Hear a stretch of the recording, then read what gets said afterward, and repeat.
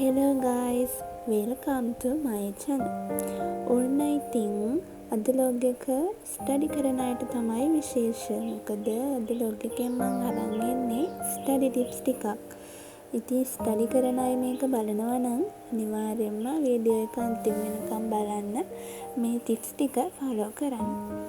ඉතින් අපි ස්ටඩි කරන කලින් පොඩ්ඩක් ෆ්‍රෙෂ් වෙලා ඉමු. එතකොට අපිට ස්ටඩි කරන්න ආස හිතෙනවා. පැය ගාණක් අපට එක දිගට කම්මැලි නැතිව ස්ටඩි කරන්න පුළුවන්. ඉතින් මම දැන් ඔන්න ෆ්‍රෙෂ් වෙලා ස්ටඩි කරන්න පටන් ගත්තා.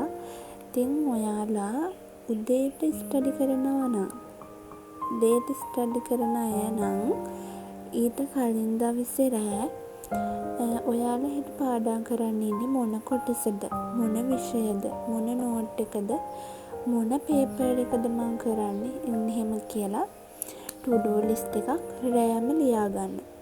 to-do list එක රෑම ලියාගෙන ඉවර වෙලා පොත් මේසෙත් පිරිසිදු කරලා පොත් මේසෙත් අස් කරලා නිදාගන්න.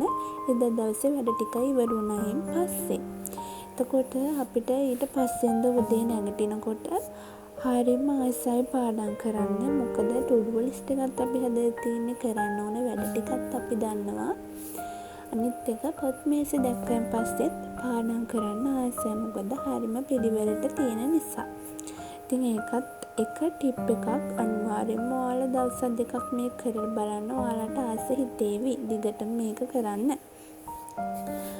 මම මේ ඔයාලත් එක්ක ෂෙයා කරගන්න මම ඒ ලෙවල් කාලේ කරපු ස්ටඩි ටිප්ස් තමයි. ඉතින් ඊට පස්සේ පාඩම් කරන්න පටන් ගත්තට පස්සේ ඔයාලා පැය දෙකක් විතර එක දිගට පාඩම් කරනකොට හිතනවා, දැන් සමහරු හිතනවා පැය 5ක් එක දිගට පාඩම් කරන. එහෙම ගොඩක් ලොකු පැය ගණන් පාඩම් කරන්න හිතාගෙන ඉන්නවා. නමුත් ඒක ඔයාලගේ මොළයට හරියන්නේ නැහැ. මොළයට අමාරුයි ඒ දේ. ඒ නිසා මම ඔයාලට කියන්නේ පාඩම් කරන්න ගත්තයින් පස්සේ විනාඩි 25න් 25ට ඔයාගේ පැය ගන්න බෙදා ගන්න. විනාඩි 25න් 25ට බෙදාගෙන 25න් 25ට බ්‍රේක් එකක් ගන්න. බ්‍රේක් ගන්න කියන්නේ සෝෂල් මීඩියා යන්න නිදාගෙන ඒව නෙවෙයි, විනාඩි 5 බ්‍රේක් එකයි ගන්න. ඒ කියන්නේ විනාඩි 25ක් පාඩම් කරලා විනාඩි 5 බ්‍රේක් එකක්. පොඩි මොනවා දෙයක් කන්න. ගොඩක් ලොකු කෑමක් නෙවෙයි, පොඩි බයිට් එකක් එහෙම ස්නැක් එකක් කන්න, ජූස් එකක් මොකුත් මොනෑක පළතුරක් කන්න, වතුර ටිකක් බොන්න. ඒ හොඳටම ඇති. ඊට පස්සේ අපෝ පාඩම් කරන්න පටන් ගන්න. මේකත් ඔයාලා කරලා බලන්නකෝ. ඔයාලට ගොඩාක් පැය ගාණක් පාඩම් කරන්න පුළුවන් වෙයි. මොකද අපි ෆ්‍රෙෂ් වෙවි තමයි ස්ටඩි කරන්න පටන් ගන්න. ඒ නිසා ඊට පස්සේ ඔයාලට මේ වගේ මට දැන් මේ හිතෙන කම්මැලි හිතලා තියෙන වගේ කම්මැලි හිතනවද පාඩම් කරනකොට? එහෙනම් ඔයාලා මම මේ එළියට ගිහින් ඇවිදිනවා වගේ පොඩි විනාඩි 10ක් 15ක් එළියට ගිහිල්ලා ඇවිදලා එන්න. ෆෝන් එක මුකුත් අරන් නොවේ. එළියට ගිහිල්ලා ගස් කොළන් එක්ක කාලය පොඩ්ඩක් ගත කරලා හුළඟ වැදිලා වටපිටාව බලලා එන්න. එතකොට අපට පොඩි නෙවෙයි, ගොඩක් ලොකු අර අමුතුම එනර්ජි එකක් ලැබෙනවා අපේ ඇඟට. මමත් මේක කරලා තියෙනවා ඒ ලෙවල් කාලේ. ඉතින් ටික පාඩම් කර ඉන්නත් බැහැනේ. මම උදේ 4ට පටන් ගත්තතින් රෑ 12 විතර වෙනකම්ම පාඩම් කරනවා. ඉතින් ඒ වෙලාවට මම කරන්නේ පැය ගාණක් විතර පාඩම් කරලා කම්මැලි හිතුනහම ඔළුවට පොඩි ස්ට්‍රෙස් එකක් වගේ ආවහම මේ වගේ එළියට යනවා. එළියට ගිහිල්ලා ගස් කොළන් එක්ක පොඩ්ඩක් ඉන්න. නැත්තම් පොතත් අරගෙනම ගස් කොළන් ගාවට ගිහිල්ලා ඇවිද පාඩම් කරනවා. ඒකත් හොඳ ට්‍රිප් එකක්. මොකද ඔය ඇවිද පාඩම් කරන අය ඉන්නවනේ, එයාලා එළියට ගිහිල්ලා පාඩම් කරන්නේ. එතකොට ගස් කොළන් යට ඉඳලා පාඩම් කරන ඒවා අපිට ගොඩක් මතක රැඳෙනවා කියලා ඉස්සර මතයකුත් තියෙනවා.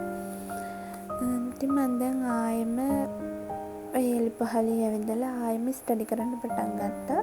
දැන් මට පැය 2-3ක් විතර එක දිගට පාඩම් කරන්න පුළුවන්. මොකද එළියේ ඇවිද්දාම අමුතුම විදියට අපි නැවුම් වෙනවා. අර කම්මැලිකම් ඒවා නිදිමත ගතිය ඒවා කොහෙන් ගියාද දන්නේ නැහැ. ඉතින් ඔයාලා මේ ට්‍රිප් එකත් try කරලා බලන්න.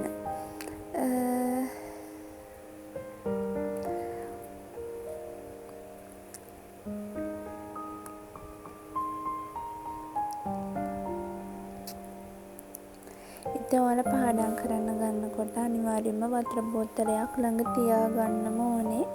ඔයාලා ආස විදිහේ වතුර බෝතලයක් නැත්නම් ඔයාලට දැක්කහම බොන්න හිතෙන වතුර බෝතලයක් අර ඔයාලා කැමති දේවල් තියෙනවනේ. අන්න ඒ වගේ පාට වතුර බෝතල් තියෙන ඒ වගේ වතුර බෝතලයක් අරන් ස්ටඩි කරන තැනින් තියාගන්න. එතකොට ඔයාලට බෝතලේ දැක්කහම වතුර බොන්න හිතෙනවා.